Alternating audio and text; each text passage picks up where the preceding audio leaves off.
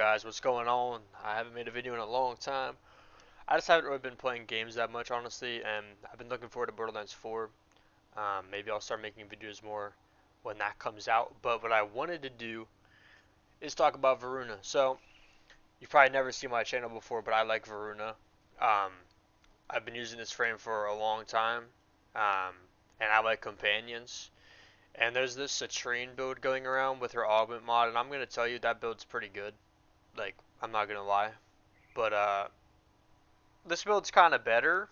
Voruna is kind of better at doing what the dogs want to do, and that sounds crazy because dogs want to do status, and Citrine like makes status go crazy, right? And does like all these procs to buff the Cold a Weak mod and everything. But I'm gonna tell you, and I'm gonna show you, Voruna's better at doing that, and let's just get straight into it. Let's get straight into the build. I've been using a variation of this for a long time. This is just kind of more of a re-upload of a video I've done quite some time ago, just with like a few minor tweaks. So let's get right into it and show why this build is so dumb. Alright, so here we are in the mods. I'm going to try to get through this quick. There's going to be a lot of builds and a lot of things to talk about, so I'll just try to speed this process along. But I'm going to talk about mods and arcanes. Let's get right into it. So I have Mecha Empowered. This is for the Mecha set. Um, Basically, the Kubrow icon that's on the top of this mod, an enemy is going to get one of those in blue above their head every 15 seconds for 12 seconds. When that enemy dies, all the statuses they had on them are going to apply to all enemies within a 30-meter radius through walls. This is really, really strong um, because R2 is applying a lot of status effects with Voruna, 5 random status effects at 10 stacks each, and our dog is applying a lot of status effects, which I'll get into. The only thing with the Mecha set is I do not recommend using it if it's not at least a 4. Well, if it's not a 4, that's the highest it can go, because the frequency at which marks get applied and the range at which the status effects from the mark spread both get lowered like drastically or increased drastically based on how many parts of the set you have. So even a 3 set, I wouldn't recommend using this. So every mecha mod that I talk about, you pretty much need to have on, or it's like really, really, really helpful to have it on. I have Precision Intensify. I want my roar to be as strong as possible. I'm using Roar. It double dips on status effects, as do Bane mods, and obviously we're doing like all status effect damage for the most part, so it just makes sense to have Roar and buff it as much as possible. Augur Reach because we want strength and range. That's the main gist of the build. You want a lot of range and you want as much strength as you can then acquire. We have Blind Rage for that exact reason, and we don't need efficiency because with the Equilibrium Shard and Lycat's Hunt, the health orbs that we get can then convert to some amount of energy, and we have pretty much infinite energy. I have Overextended to get that range I was talking about. I have Archon Continuity. Um, this is making my 1 last longer. As long as I'm not meleeing my way out of it, I can be invisible for 21 seconds. This is really good when you consider the fact that holding down your 2 gives you status effect immunity. So I'm immune to status effects and I'm invisible. It's not very likely that you're going to die. And if my 2 ever applies Toxin, it'll also apply a stack of Corrosive. So that's just more statuses for the Kubrows Cold a Weak mod to take advantage of, that being the Condition Overload mod. I have Prey of Dinar.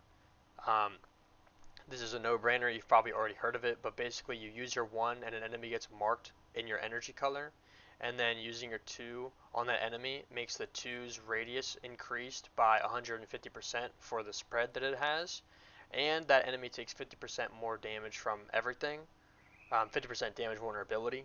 So like your dogs, your 2, your melee weapons, your guns, whatever, they're going to do that much more damage. We have Mecha Pulse. This is mainly for the mecha set, but I'm going to get into why this is really cool when I get to my arcanes in just a second. But obviously we want the mecha set, and this makes it so that when we kill that marked enemy, we get 60% more armor for every enemy within 30 meters for 20 seconds. This mark gets applied every 15 seconds, so these can actually overlap and you can get like 2 procs of this mod for like 5 seconds, which is pretty cool. And then we have stretch for the obvious range. We move into arcanes. You can see we have more augmented. This is a no-brainer. We're just getting more strength from this, and we don't have enough health to use like bellicose or something. So this is 60% more power strength. So we're over 200%. And then we have arcane battery. This is what makes Mecha Pulse really cool. Mecha Pulse is going to give us quite a lot of armor, especially in Steel Path, where there are a lot of enemies to make this mod take advantage of. And what Arcane Battery does is we get 0.25, and this is not a max rank, so if it was max, we'd get 0.3 max energy per armor point up to 1,000 energy. And the Mecha Pulse mod gives us a lot of armor, right? So we don't need flow or any any energy max shards on the build because of this arcane. And you can use other arcanes like what's the one for being like invisible? This one. So like I could use this one and I could get even more power strength. I could get 30% power strength and a 3x to my crit damage, which would be actually pretty good for like melee weapons and stuff like that. But I just find this to be better because it means that I can have infinite energy, because with this arcane I can get over 1,000 energy because of my base energy. I've seen my energy get to like 1,100 just because of this arcane existing. And to be honest, you're not really going to notice that power strength and crit multiplier because the melee weapon I'm using is already one-shotting regardless. I get one-shots acolytes regardless, and the strength that we have is more than enough because a lot of it's also our dog doing the work. And then I forgot to mention, but I have Vigilante Pursuit on here because I couldn't fit enemy radar on my companion. Now let's get into the Kubrow. So I said Kubrow, but we're actually using a Ferropredicite, and this is where my build heavily differs from my last build. Not really heavily, but because ultimately you can kind of use whichever kind of Kubrow or infested like the Predicite you want. I just found that the Ferropredicite is actually better than what I was using previously, which was a Chase, a Kubrow, because the claws of the Ferropredicite actually have more status chance, so that just means more damage. And as well, the actual like base damage is higher too, which is not really that important, but the status chance is higher, which is pretty good. So we get into the mods. We have Resourceful Retriever. This just means those like things of Kuva or those steel essences that we get, or those Orkin cells that we get, 18% of the time, those are going to be double. I have Duplex Bond. This is a no-brainer. I'm going to get clones of my Ferropredicite that don't use abilities, but their kills, which they're going to be getting a lot of, have a 50% chance to drop energy orbs, and I can have 3 of these just for spending 100 energy. So I spend 300 energy, I get 3 clones, and that makes my Kubrow DPS a lot higher because now there's 4 of them instead of 1. Contagious Bond. This mod with the mecha set is insanely powerful because they work in tandem, basically. Pun not intended. So the way that this mod works is when an enemy dies, and you can already like tell how this is kind of dumb, right? When an enemy dies, 50% of the status effects that they had get spread to enemies within 9 meters, and this goes to a max of 100 stacks. So if the enemy has 200 stacks of heat, this is only going to spread 100 stacks of heat. If they have 250 stacks of heat, it's still only going to spread 100 stacks of heat. But when you use this in conjunction with the mecha set, they both spread the statuses like independently of each other. So if the enemy had 50 heat procs, the mecha set is going to spread 50, and then Contagious Bond is going to spread another 25. So all the enemies within 9 meters, they're taking 75 heat procs when the enemy originally only had 50, right? So you can actually like multiply the statuses that the enemies had to a certain point, which is really, really good, and why this can actually hit damage cap numbers. You can actually see damage cap numbers on the enemies like negative 256, negative 2.1 billion, like stupid numbers that don't even make sense. Your dog is able to hit those, and it's able to hit those even with the Citrine build, but just why that interaction is kind of goofy, and you probably don't even need this mod to do that, but it just is goofy because you're just multiplying statuses at that point. We have Tandem Bond. Tandem Bond is really good, especially with Citrine.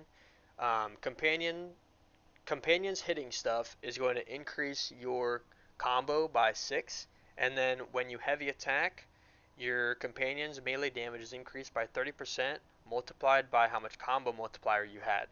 So, because Voruna, I'm mainly doing a heavy attack slam build. This is going to proc a lot, and my Kubrows are just going to do that much more damage, and they're going to add to my combo so I can stay invis and not have to run around meleeing stuff and eventually get my incarnate form or get my combo up to then buff them, right? I don't even need to like melee and leave invisibility. I have enhanced vitality on because I want my mans to live longer, and this gives him more health. Hunter command. So I have an unranked hunter command on here. It doesn't really matter if you max it out or not because, to be honest, the enemy being marked for 1 second, which is the only part that changes, is not that important when all it takes is 1 second and that enemy is dead. So the way that this mod works in this case is I press 1 on Voruna, I find the marked enemy, the guy marked with Dinar, I 2 him, my 2 applies slash, that makes my dog attack him, that enemy dies. My companion also gets 100% more damage because I have 4 pieces of this set, and he was affected by slash. So it's a way to command your pet to attack that enemy, and it works really good because your 2 is priming them with a bunch of statuses. We have Mecha Recharge for the Mecha set, but also 90% shield recharge is okay. I have the Pharaoh Predicites mod on here. Basically, whenever the Pharaoh Predicite is kind of far away from enemies, it'll shoot this tentacle ball that'll just apply viral to enemies in an AoE. This is pretty good. It doesn't happen all that often, but it's just another way to get another status out, and viral is a pretty good one to get out.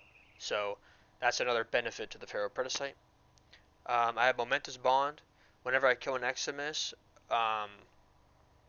my Pharaoh Predicite will get 120% of a bonus random elemental damage, and if it was in the recovery state, that'll be reduced by 18 seconds. This just gives us more status effects on our companion. And then I have Fetch, obviously, so he can get loot. Let's get into his claws. Alright, and that brings us to the claws. So my claws have a 413% status chance, you'll see, and I'll get into how I'm doing that with these mods, as well as when I get to the weapons. So I have Burning Claws on here. This gives 330% status chance, so you can see that goes down quite a bit. And as well as getting heat. This can pretty much be Sepsis Claws, Shocking Claws, whatever. I just like heat. It's good against pretty much everything in some way. And heat damage is just cool. I'm using Precision Conditioning. This gives 385% melee damage. And the puncture that's normally on these claws is now slash, which is obviously just better. I have Mecha Overdrive, not only for the Mecha set, but this is where a lot of my status chance is coming from. 60% of my primary weapon status chance is added to these claws, and 90% status duration. So you can see now my status chance goes down a lot, and this mod can be even better. I don't have it, but the Paris Prime Incarnate, I'm pretty sure, is the highest status chance weapon in the game because of its Incarnate like trait, and that if you use that with this mod, it's just going to be even better, and this number is going to be closer to like 500-600. And also, I should point out, let me actually get into the Archon shards because I forgot. I do have a primary status chance shard on here. This seems kind of weird, but the way that it turned out with my weapon that you just saw, the way that it turned out is these claws had a 399.5% status chance, and that doesn't sound like a big deal, but if I'm at 400%, if I'm over 400%, that means I have a chance to basically act as if I had 500%. So that's a big increase to go over that little threshold. So I put on that primary status chance shard. Then I have a Tau Forge's ability strength to get more ability strength. You can see my strength actually went down because I switched this mod before starting this segment of the recording, because to cross that 400%. I have the Equilibrium shard here. I have a casting speed shard. This makes roar a bit faster. This means my 1's faster, 2's faster. Everything's just faster. It's mainly good for roar and my 1. And then the energy max shard, which honestly you probably could get away with not using, and use like another primary status chance shard if you had to beat a certain threshold. Or you could get more ability strength. You could get more conversion. You could get more cast speed. You can get parkour velocity. You can do whatever you want with this. I just find this to be really good because the arcane battery isn't going to be up 24/7, and it's not always going to be like at its highest like amount of energy. So this is just like a nice failsafe, and it also helps you get started in the beginning of missions. Back to the claws though. So that was Mecha Overdrive. Then we have Magnetic Claws. This seems kind of weird, and to be honest, this mod could have been a lot of different things, but this just gives our claws another status that they can apply, and it helps me get through shields. I find this to be better than Maul because I'm hitting like one-shot numbers anyway, like 2 level cap, and it can hit damage cap numbers anyway, 2 level cap. Like this mod is not really doing a lot, especially when we already have so many other forms of base damage on here.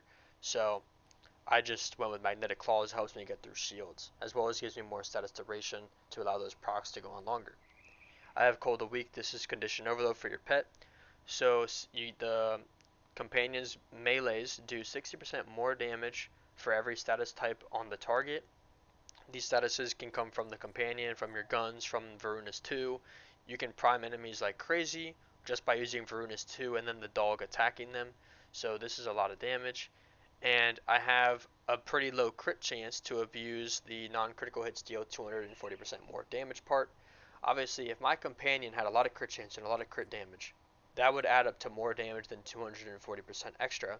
However, I don't think building crit's worth it because you're sacrificing mods that you could have been putting into your status chance or to the mecha set or things like that.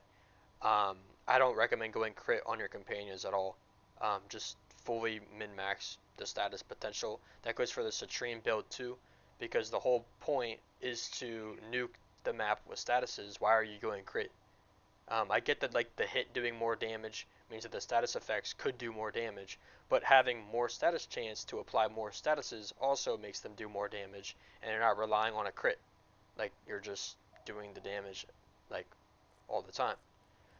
We have immunity resistance for 50% more status damage because of all those statuses. Hunter synergy.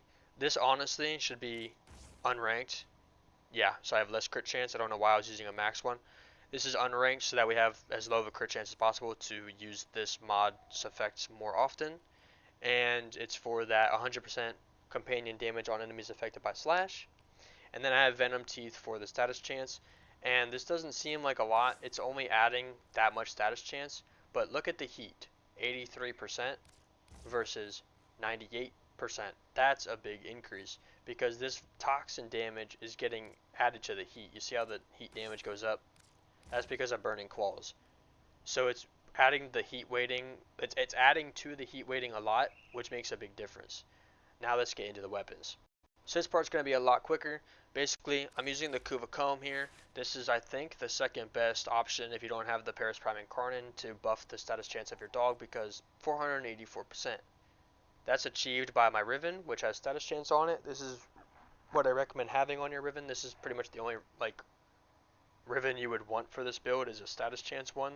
This could be better if it had a negative, obviously.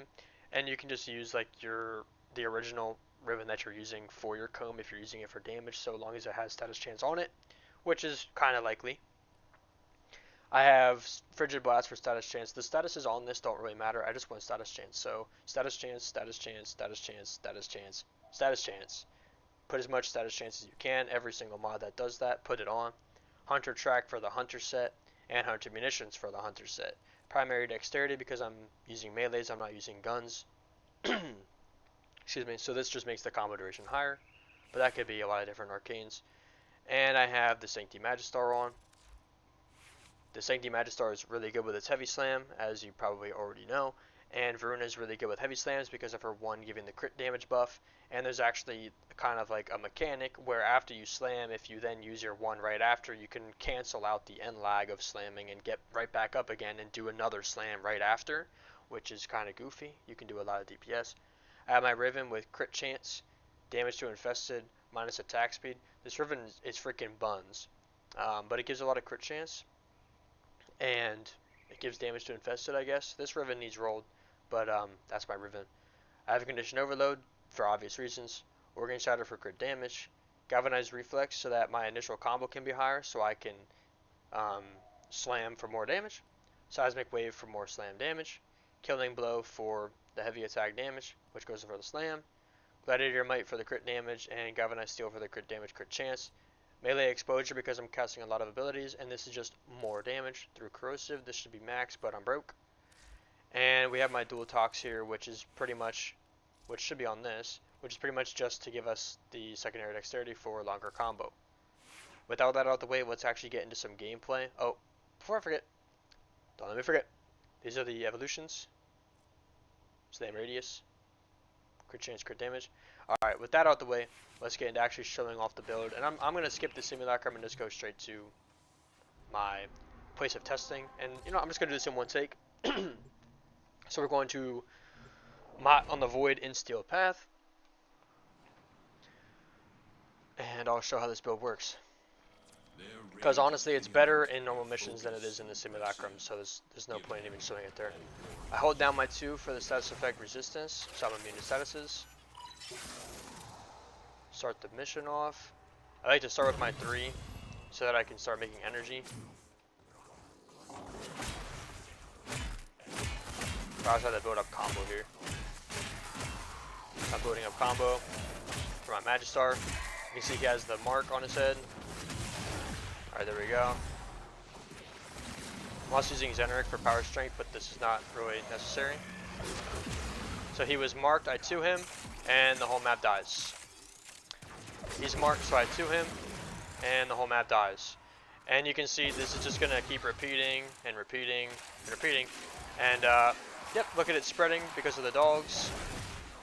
2.1 billion, negative, negative, right? Damage cap numbers already. Oh, there it goes spreading again. I didn't even need to do anything. So, yeah, personally, I think the Kubrows are better than, I think Voruna is better than Citrine for doing this kind of build. I mean, you can plainly see it, like, happening. Voruna is just really good. Excuse me. My freaking throat is dry. Voruna is just really good already. Right, like I can be invisible, I'm immune to statuses.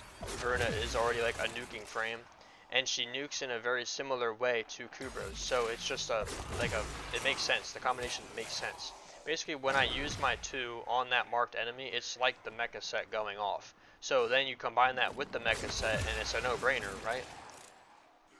Like, I already have 259 kills in a minute and a half. Well over 100 kills per minute. I was testing Citrine with a very good build, like mind you, I put a lot of work into the build, like I put a lot of thought into the build, and the Kubrow build was pretty much the same.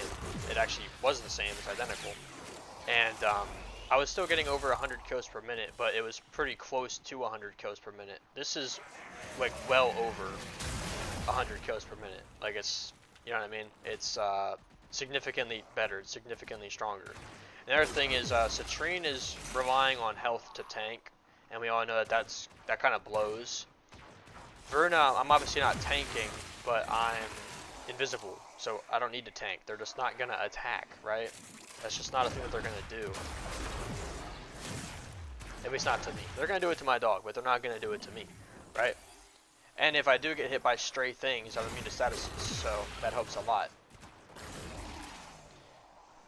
But yeah, basically, I just wanted to show off this build because a lot of people are hyped about Citrine, as they should be. I think Citrine is great. I'm not making this to say that Citrine sucks or anything. I'm just making this to like remind people that Voruna is still the queen of this. Like Voruna is still like what you want to be using when you're, you know, going for this Kubrow build. I know there's like Dante and stuff, but in my opinion, Voruna is just the best because Voruna herself is also good. Like you can buff the dogs while still being really strong yourself and like being a nuking frame yourself.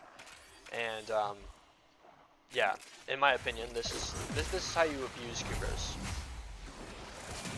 So I'm gonna play this out until the Acolyte spawns and show you guys what that looks like. Alright, so the Acolyte is coming. And I think Captain Vor is coming. I don't really know what's going on. Could he be yapping?